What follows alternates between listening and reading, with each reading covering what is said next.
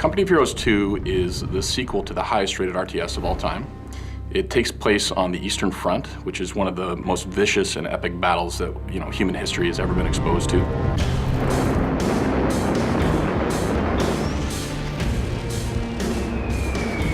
Nobody really knows about it. 13 of the 15 bloodiest battles of World War II were fought on the Eastern Front. The losses are in the millions. The scale of it is something that you haven't seen before. The story is something you haven't seen before. In Company of Heroes 2, gamers can expect a lot of different things than they would have seen in the first version. The Essence Engine 3.0 is a great engine. One of the things that we wanted to up was the feeling of connecting you to the world. The new line of sight system we're calling True Sight in Company of Heroes 2 introduces something that we don't think has ever been done quite this way before for RTS.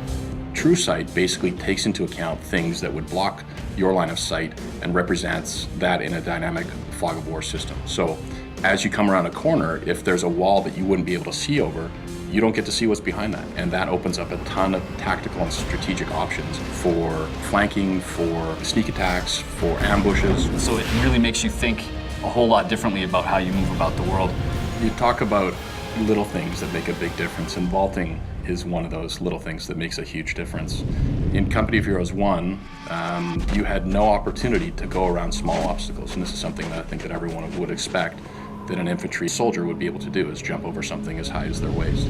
And it really prevented players from executing strategies that they wanted to. A great example of how we use vaulting in Company of Heroes 2 is that we wanted to get a visual language of any passable wall being something that you could climb over. If you pair that up with cold tech, there's a lot of situations in the game where the long way around, you're probably not going to make it. If you vault, now you can get to a location where you can take cover, stop freezing, or get somewhere where you might be able to get heat and warm up again. The weather was an incredible force to deal with for both sides. It was something that would absolutely cripple an army if they were unprepared or if they got caught off guard. And it's something that we've really tried to capture in the gameplay experience of COH2. So cold tech really delivers to players the choices that come about as a result of harsh winters. You've got ice, you've got deep snow, and you've got vicious cold. And each of those bring a new tactical element for players. If you bring your vehicles onto the ice, if somebody bombs the ice around your tank's gonna sink. And it looks great. Like the ice cracks around it, you hear it crumble, the tank falls in. If there's any units that are standing nearby, they fall in the water and they try to swim for their lives, but they're doomed, it's too cold.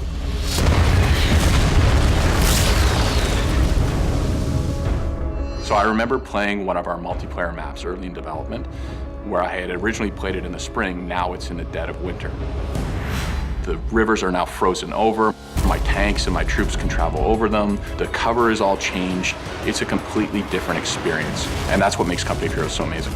Using line of sight, using smoke, using vaulting, using the True Sight system, you're going to have more opportunities to ambush and surprise players and use information warfare in a way that you've never seen in an RTS before. We talk about every battle tells a story, and 6 years later, after the original Company of Heroes has been released, we still, as a team, when we play it, jump up out of our seats and run over to our opponents and talk about what just happened. It's never the same experience. Something always new and exciting is happening, and that really is what the Essence Engine brings to the table. It really allows us to provide that experience that you just never forget and always keep talking about.